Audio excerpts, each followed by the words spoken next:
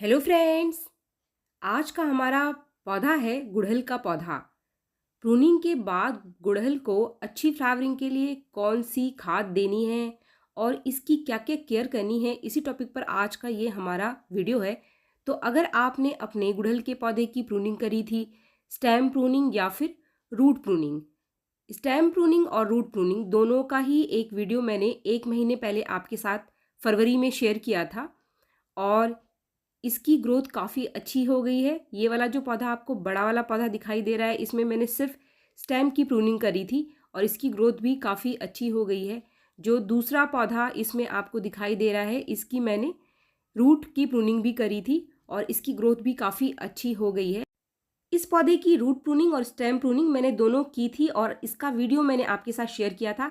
अगर वो वीडियो आपने नहीं देखा है तो उसका लिंक मैं डिस्क्रिप्शन बॉक्स में आपको दे दूंगी, उस वीडियो को आप देख सकते हैं।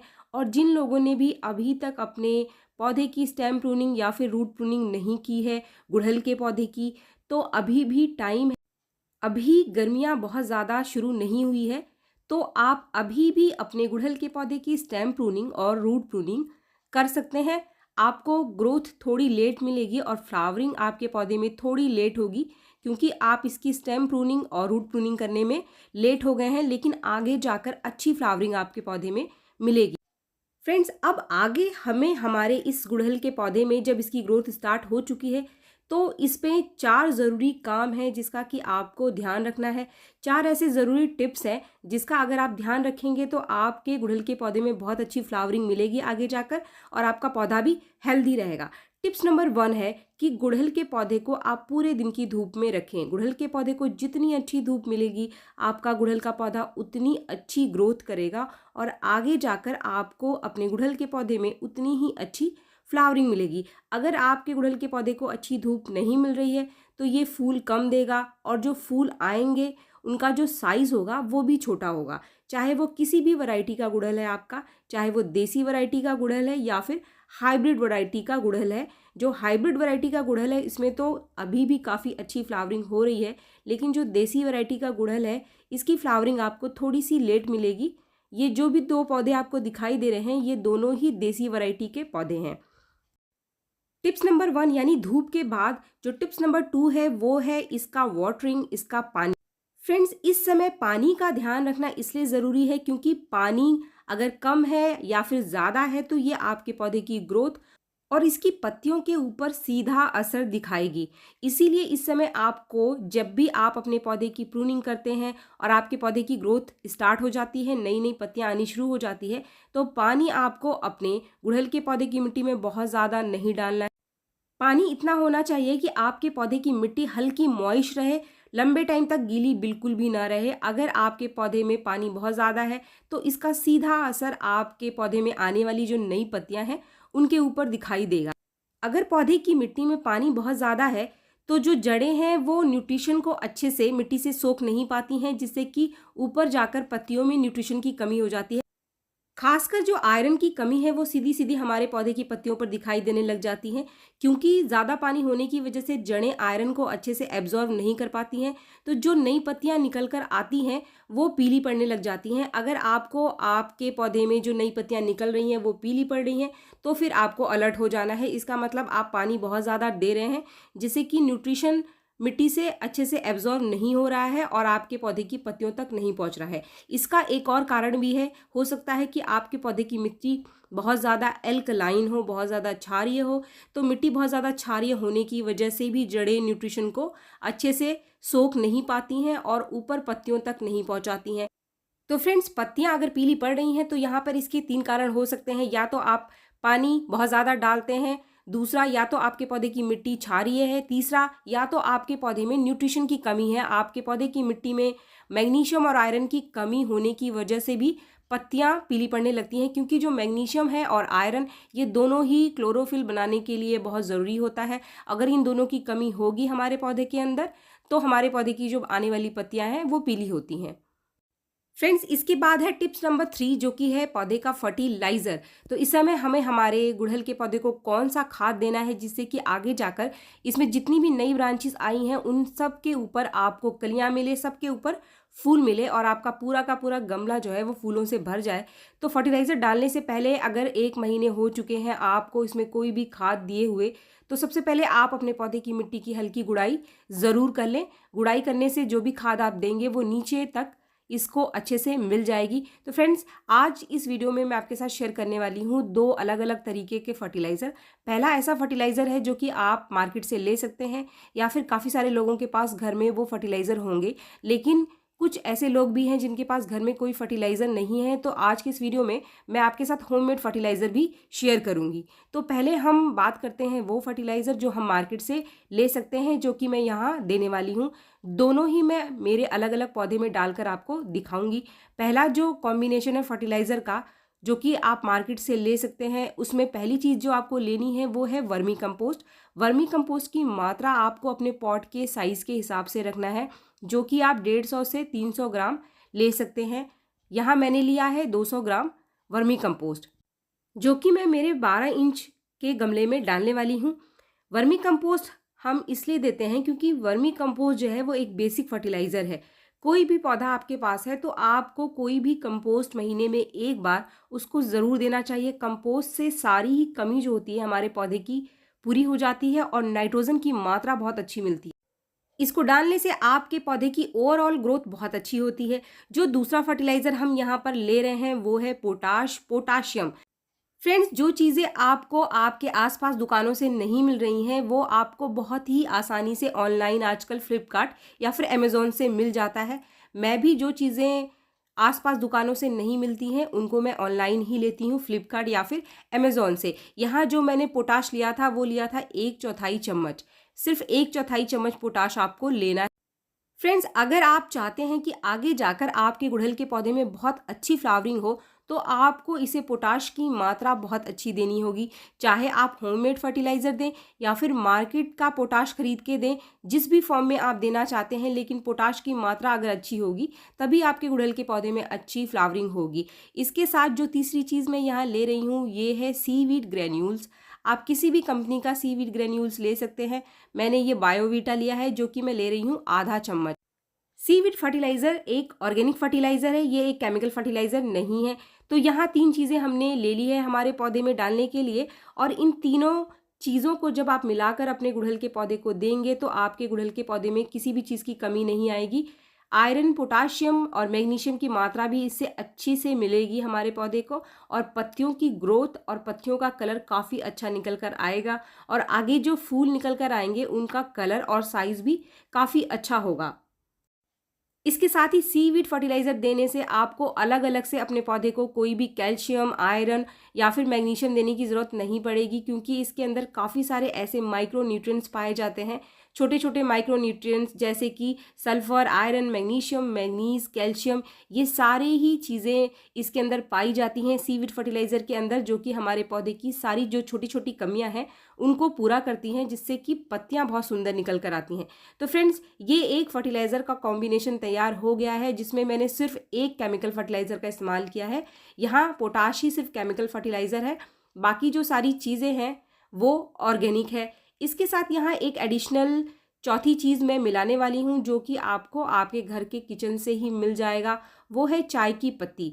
चाय की पत्ती यहाँ मैं 1 चम्मच ले रही हूँ। चाय की पत्ती का इस्तेमाल मैं यहाँ पर इसलिए कर रही हूँ क्योंकि चाय की पत्ती जो है आपके पौधे की जो मिट्टी है इसके नेचर को हल्का सा एसिडिक कर देगी। तो अगर आपके पौधे की मिट्टी क्षारीय है तो चाय की पत्ती को डालने से अब ये एक कंप्लीट फर्टिलाइज़र बन गया है, जिससे कि हमारे पौधे में अगर किसी न्यूट्रिशन की कमी होगी, अगर हमारे पौधे की मिट्टी क्षारीय होगी, जो भी कमियां हैं, ये सारे 4 चीज़ों का जो कॉम्बिनेशन है आपके पौधे में पूरी करेगा। और पानी का ध्यान रखना ये आपका काम है, आपकी जिम्मेदारी है।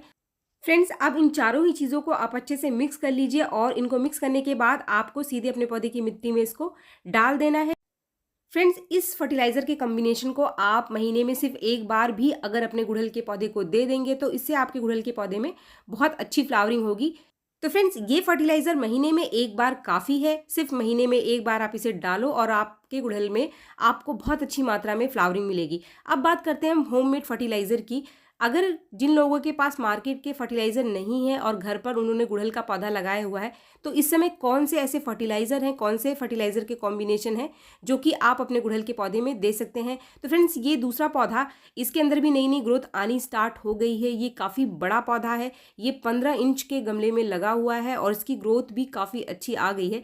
इस गमले में आज मैं आपको होममेड फर्टिलाइज़र का कॉम्बिनेशन डालकर दिखाने वाली हूँ। यहाँ जो 3 चीज़ें आप अपने पौधे को दे सकते हैं वो क्या-क्या है, चलिए देख लेते हैं। पहली जो चीज़ है वो हमें देनी है चाय की पत्ती, जो कि मैंने पहले पौधे में भी डाला था। यहाँ चाय की पत्ती की जो मात्रा है वो मैं थोड़ी-सी ज़्यादा क्योंकि पॉट का साइज़ बड़ा है, तो इस पौधे में मैं तकरीबन 2 से 3 चम्मच चाय की पत्ती देने वाली हूँ। क्योंकि इसका जो साइज़ है वो 15 इंच का है, पौधा बहुत ज़्यादा बड़ा है, तो इसलिए इसमें खाद की मात्रा मुझे ज़्यादा रखनी है। इसके बाद जो तीसरा फर्टिलाइज़र मैं यहाँ देने वाली हूँ वो है केले के छिलके का पाउडर।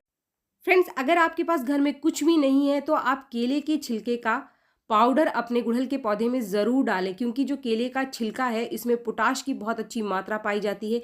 केले के छिलकों को सुखाकर आप इसका पाउडर बना लीजिए। 10 से 12 इंच के पॉट में आप 4 से 5 चम्मच केले के छिलके का पाउडर एक बार में दे सकते हैं और 15 दिन में एक बार आपको देना है। केले के छिलके का लिक्विड फर्टिलाइज़र भी आप दे सकते हैं, लेकिन अगर आप इसको सुखाकर इसका पाउडर बनाकर इसको देंगे तो इसको ज़्यादा फ़ायदा मिलेगा पौधे को और आपको ज़्यादा अच्छी फ्लावरिंग मिलेगी। मेरे पास जितना भी पाउडर था वो मैंने सब का सब इसके अंदर डाल दिया है, क्योंकि इसको खाद की ज़्यादा ज़रूरत है। इसके साथ ही यहाँ एक तीसरी चीज़ भी मैं देने वाली हूँ, वो है आलू के छिलके का पाउडर।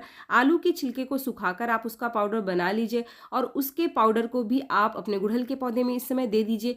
फ्रेंड्स, ये दोनों ही चीज़ों का इस्तेमाल मैं इसलिए कर रही हूँ क्योंकि पोटाश की मात्रा तो इसको मिलेगी ही, इसके साथ ही जो चाय की पत्ती हमने दी थी उससे नाइट्रोजन मिल जाएगी और पोटाश के अलावा केले के छिलके में फास्फोरस और नाइट्रोजन भी पाया जाता है। जो आलू का छिलका है और केले का छिलका है इसके अंदर कैल्शियम, मैग्नीशियम और आयरन भी पाया जाता है। तो इनकी मात्रा जितनी अच्छी आप रखेंगे, आपके पौधे को कैल्शियम, आयरन और मैग्नीशियम भी मिल जाएगा। तो जो छोटे छोटे माइक्रो न्यूट्रिएंट हैं उनकी कमी भी हमारे पौधे में पूरी हो जाएगी। ये जो फर्टिलाइज़र हम दे रहे हैं इसको आपको 15 दिन में फिर से अपने पौधे को देना है।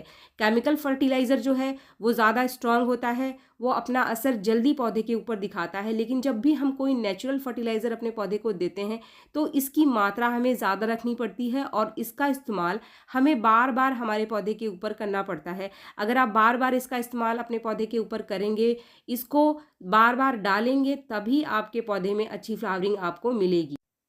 फर्टिलाइज़र के बाद अब बात आती है टिप्स नंबर 4 की, जो है कीड़े और फंगस से हमारे गुड़हल के पौधे को बचाना। फ्रेंड्स, फंगस हमारे गुड़हल के पौधे में कम लगता है, लेकिन कीड़े बहुत ज़्यादा आकर लग जाते हैं, जैसे कि मीलीबग और एफिड्स। कुछ ऐसे कीड़े जो कि नई पत्तियों को खाना पसंद करते हैं, वो इस समय बहुत ही तेज़ी से आकर गुड़हल के पत्तों के ऊपर लग जाते हैं। जैसे ही इसके अंदर नई नई ग्रोथ आनी शुरू होती है तो गुड़हल के पत्तों के ऊपर वो कीड़े लग जाते हैं और इसके अच्छे खासे पत्ते को खाना शुरू कर देते हैं और आप देखेंगे कि जो नई नई पत्तियां हैं वो ख़राब होनी शुरू हो जाती है और आप देखेंगे कि कहीं से वो कटे फटे आपको दिखाई देंगे या कीड़ों ने उनको खा लिया होता। फ्रेंड्स, अगर आप इनके ऊपर ध्यान नहीं देंगे तो आपके पौधे में जितनी भी नई ग्रोथ आई है वो सारी की सारी खराब हो जाएगी और आपका अच्छा खासा पौधा फूल देने से पहले ही खराब हो जाएगा। तो अगर आपके गुड़हल के पौधे में नई पत्तियां आनी शुरू हो गई है तो इनके ऊपर आप पूरी नज़र रखें। आप पत्तियों को पलट कर देखते रहिए, क्योंकि ऊपर से तो जो पत्तियां हैं वो हेल्दी दिखाई देती हैं, लेकिन जैसे ही आप पत्तियों को पलट करके देखेंगे तो उनके पीछे काफ़ी सारे कीड़े लगे होते हैं और ये जो कीड़े हैं वो पत्तियों का रस चूसना शुरू कर देते हैं और धीरे धीरे आपके पौधे की जो पत्तियां हैं वो आपको मुड़ी हुई सी दिखाई देनी शुरू हो जाएगी। ऊपर से ये आपको बहुत हेल्दी दिखाई देंगे, लेकिन पत्तियों को पलट करके देखने से इसके अंदर काफ़ी सारे कीड़े आपको दिखाई देंगे। तो जब भी आप किसी इंसेक्टिसाइड का स्प्रे करते हैं तो पत्तियों के नीचे अच्छे से करें। इसके साथ ही जैसे ही नई ग्रोथ हमारे गुड़हल के पौधे पर आनी शुरू होती है, हमें रेगुलर बेसिस पर इसके ऊपर किसी भी इंसेक्टिसाइड का स्प्रे ज़रूर करना चाहिए, जो भी आपके पास है। फ्रेंड्स, इसके साथ ही ज़्यादातर जो कीड़े हैं वो पौधे में पत्तियों में नीचे के हिस्से में वहाँ पर आकर ज़्यादा लगते हैं, जो कि धूप जहाँ पर पौधे को मिल नहीं पा रही है, मॉइस्चर बहुत ज़्यादा है और धूप नीचे मिट्टी तक नहीं पहुँच पा रही है। तो ऐसी जो ब्रांचेस नई नई आ रही हैं जो कि अभी बहुत ज़्यादा बड़ी नहीं हुई है और मिट्टी में लग रही हैं, तो आप उनको हटा दीजिए। इससे क्या होगा कि जो धूप है वो नीचे पौधे की मिट्टी तक पहुंचेगा और आपके पौधे में अच्छी धूप जाएगी। पौधे की मिट्टी में अच्छे से धूप मिलने से आपके पौधे में आगे कोई फंगस या कीड़ा नहीं लगेगा। गुड़हल के पौधे की नई नई पत्तियों को बचाने के लिए जो इंसेक्टिसाइड का इस्तेमाल हम यहाँ पे कर सकते हैं वो है बेकिंग सोडा। बेकिंग सोडा एक सबसे बढ़िया नेचुरल इंसेक्टिसाइड है। इसे हम मीठा सोडा भी कहते हैं। इसको इस्तेमाल करने का जो सही तरीका है वो है आपको 1/4 चम्मच बेकिंग सोडा 1 लीटर पानी में घोल लेना है। इसकी मात्रा इससे ज़्यादा आपको नहीं लेनी है। सिर्फ 1/4 चम्मच 1 लीटर पानी में लेकर आप इसे अच्छे से घोल लीजिए और इसके बाद आप इसे किसी स्प्रे बॉटल में भर के इसका स्प्रे अपने गुड़हल के पौधे पर रेगुलर बेसिस पे करते रहें। यानी 4-5 दिन में एक बार आप अगर इसका स्प्रे अपने गुड़हल के पौधे में इस समय कर देंगे तो कीड़े आपके पौधे से दूर रहेंगे और कोई भी कीड़ा नहीं लगेगा। अगर आपके गुड़हल के पौधे में कीड़े लग चुके हैं तो इसका स्प्रे लगातार आपको 2-3 दिन करना पड़ेगा, तभी इससे आपके पौधे को छुटकारा मिलेगा। और जहाँ जहाँ पर कीड़े ज़्यादा मात्रा में लग गए हैं वहाँ पर अच्छे से इसका स्प्रे कर दीजिए। पत्तियों के नीचे जहाँ पर आपको कीड़ा लगता हुआ दिखाई दे वहाँ पर अच्छे से आपको इसका स्प्रे करना है। तो फ्रेंड्स, अगर आप रेगुलर इसका स्प्रे करते हैं तो 5-6 दिन में एक बार कर सकते हैं पौधे को किसी भी कीड़े से बचाने के लिए। और अगर कीड़ा लग गया है तो लगातार 2-3 दिन आपको इसका स्प्रे करना है। बेकिंग सोडा का स्प्रे आप सुबह के टाइम करें या फिर शाम के टाइम करें। अगर आप दिन में करते हैं तो आप पौधे को छांव में रख लीजिए और छांव में रखने के बाद ही आपको इसका स्प्रे करना है। इसका स्प्रे करने के बाद तुरंत आपको पौधे को धूप में नहीं रखना है। तो फ्रेंड्स, इन सारी चीज़ों का आप ध्यान रखिए। आपका पौधा जो है वो स्वस्थ रहेगा और हमेशा फूलों से भरा रहेगा। तो वीडियो पसंद आने पर एक लाइक ज़रूर करें और मेरे चैनल को आपने अब तक सब्सक्राइब नहीं किया है तो मेरे चैनल को सब्सक्राइब भी ज़रूर कर लें। मिलते हैं मेरे नेक्स्ट वीडियो में, तब तक के लिए थैंक यू।